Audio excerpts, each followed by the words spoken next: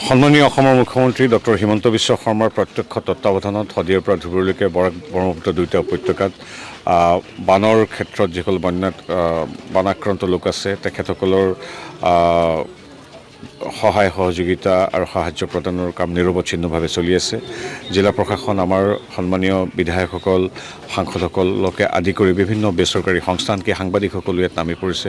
আমাৰ দল ভাৰতীয় জনতা পাৰ্টীয়ে সেৱাই সংগঠন মন্ত্ৰেৰে প্ৰতি ঘৰ মানুহলৈ যাবলৈ চেষ্টা কৰিছে। গতিকে ডক্টৰ হিমন্ত বিশ্ব শৰ্মাদেৱৰ সৈতে আলোচনা মৰ্মে কালিৰ পৰা আমি বৰাক উপত্যকাত বাহৰ পাতি আছোঁ। যিমান পাৰি আমি যিবিলাক আশ্ৰয় শিবিৰ আছে তালৈ গৈছোঁ। আমি দেখিছোঁ যে ইয়াত মানুহখিনি এটা বেদনাদায়ক পৰিস্থিতি হ'বই। নিজৰ খেতি পথাৰ, ঘৰ বাৰী, পশু পক্ষী সকলোবিলাক পানীৰ তলত আছে। গতিকে এটা খুব দুখ লগা পৰিৱেশ। কিন্তু সাধাৰণতে আগতে দেখিছিলোঁ আমি সংবাদ মাধ্যমতো, এতিয়া ক্ষোভিত হৈ থাকে মানুহখিনি।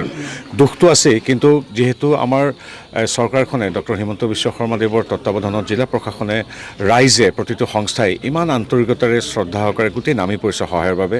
গতিকে সেই ক্ষোভ নাই, এটা সন্তোষ আছে, দুখটো আছেই।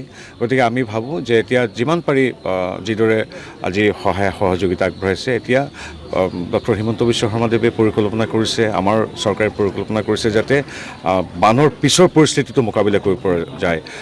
জিলা আয়ুক্তসকল মই প্ৰত্যেকৰ লগত কথা পাতিছোঁ। তেওঁলোকে যিটো পষ্ট ফ্লাড এছেছমেণ্ট, কাৰ কিমান সম্পদৰ ক্ষতি হৈছে, নিয়ম মাফিক তেওঁলোকে কিমান কি পাব লাগে, আৰু কোনোবা যদি কেম্পত নাই, কাৰোবাৰ আত্মীয় ঘৰত আছে, তেওঁকো বিচাৰি অনা হৈছে। অৰ্থাৎ সাধাৰণতে দেখা যায় কেম্পত যিসকল আছে তেওঁলোককে ভিক্টিম বুলি ভবা যায়, কিন্তু আমি দেখিছোঁ জিলা প্ৰশাসনে কোনোবা যদি ক'ৰবাত আত্মীয় ঘৰত উঠিছেগৈ, নিজৰ ঘৰটো এৰি থৈ, তেওঁকো বিচাৰি নাম লিপিবদ্ধ কৰিছে। গতিকে খেতি পথাৰৰ পৰা ঘৰ সম্পদ যিখিনি নিয়মৰ মাজত দিব পাৰি সেই সহযোগিতা আগবঢ়োৱাব চৰকাৰে। আমি দেখিলোঁ বিভিন্ন বিভাগৰ লগত কথা পাতি কঠীয়া প্ৰয়োজন হ'ব, সেইখিনিৰ পৰা বানৰ পিছৰ ৰোগ ইত্যাদি নিৰাময়ৰ ক্ষেত্ৰত কি ব্যৱস্থা ল'ব, সকলোবিলাক প্ৰণালীবদ্ধভাৱে কৰিছে।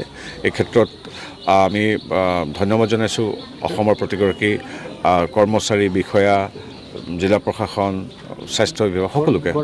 দুটা ৱেভ দেখা গৈছে, হয়, দুটা ৱেভত আমাৰ দেখিছোঁ আমি পূৰ্বতকৈ এইবাৰ কিছু ক্ষয়ক্ষতি বেছি হৈছে, বিশেষকৈ কাছাৰ জিলাত। ইয়াত এইবাৰ অলপ কম, আৰু দুইটা ৱেভ খুব ইটোৰ পিছত সিটো হৈছে। গতিকে তৎসত্ত্বেও ইয়াৰ স্থানীয় ৰাইজে হাতে হাত ধৰি কাম কৰিছে, প্ৰশাসনক সহযোগিতা কৰিছে। মথাউৰিত আপোনালোকে জানে যে যোৱাবাৰ যিটো অকণমান ক্ষয়ক্ষতি হৈছিলে, এইবাৰ সম্পূৰ্ণৰূপে এটা ভাঙিয়ে গৈছে। গতিকে এই ক্ষেত্ৰতো আমাৰ সন্মানীয় পীযুষ হাজৰিকাদেৱ তেখেতো আহিব, আৰু তেখেতে ইতিমধ্যে সকলোবিলাক বিভাগীয় নিৰ্দেশ দিছে। তেওঁৰ বিভাগেও খুব সুন্দৰভাৱে কাম কৰি আছে। গতিকে এই সময়ত আমি বানাক্ৰান্তৰ সৈতে থিয় হ'ব লাগে, সেইটোৱে কথা। আৰু আমি দেখিছোঁ দূৰৰ পৰা বহুতে ৰাজনীতি কৰি আছে, এইবিলাক ৰাজনীতি কৰাৰ সময় নহয়। এতিয়া ডক্টৰ হিমন্ত বিশ্ব শৰ্মাক সহযোগিতা আগবঢ়াই তেখেতৰ সৈতে যে টীম আছে, আমি যিটো কাম কৰিছে তাত আমি কাম কৰিব লাগে। ৰাজনৈতিক গালি গালাজ, এইবিলাক হেডলাইন পাবৰ কাৰণে এইবিলাক কাজিয়া পেচাল, বেয়া বক্তব্য, এইবিলাক 10 দিনৰ পিছত দিলেও হ'ব। এতিয়া সদ্যহতে আমি একেলগে বানাক্ৰান্তক সহযোগ কৰোঁ, সেইটো আমাৰ ধৰ্ম আৰু মন্ত্ৰ হ'ব লাগে।